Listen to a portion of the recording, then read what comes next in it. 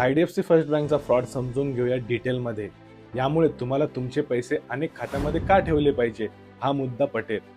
IDFC first बँकचे काय झाले? हरियाणा सरकारी विभागांनी IDFC फर्स्ट बँकच्या चंदीगड शाखेला त्यांची खाती बंद करण्यास आणि निधी इतरत्र हस्तांतरित करण्यास सांगितले। बँक कर्मचाऱ्यांनी बॅलन्स तपासले, पण त्यांना मोठ्या प्रमाणात विसंगती आढळल्या। सरकारने अनेक खात्यांमध्ये सुमारे 590 कोटी रुपये अपेक्षित होते, परंतु बँकेच्या रेकॉर्डमध्ये त्यापेक्षाही कमी आढळले। का? शाखेतील कर्मचाऱ्यांनी या विशिष्ट सरकारी संबंधित खात्यांवर अनधिकृत व्यवहार केल्याचा आरोप आहे।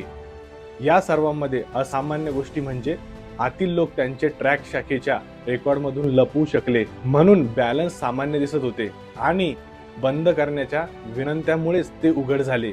आणि असाही अंदाज लावता येतो की हे एक उच्च मूल्याचे खाते होते जे निष्क्रिय होते। बँकेचा प्रतिसाद कौतुकास्पद वाटतो। IDFC फर्स्ट बँकेने आधीच हरियाणा सरकारला 583 कोटी रुपये दिले आहेत, तपास सुरू असतानाही। पण कल्पना करा की तुमच्या खात्यात असे घडले तर?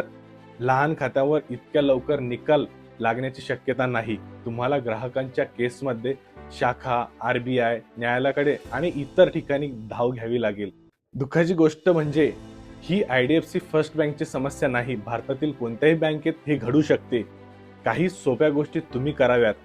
दर आठवड्याला तुमचे बँक स्टेटमेंट तपासा, तुमच्या खात्यावर व्यवहार मर्यादा निश्चित करा, तुमची खाती निष्क्रिय राहू देऊ नका, तुमचे पैसे अनेक खात्यांमध्ये डिवाइड करा, तुमचे OTP इत्यादी शेअर करू नका।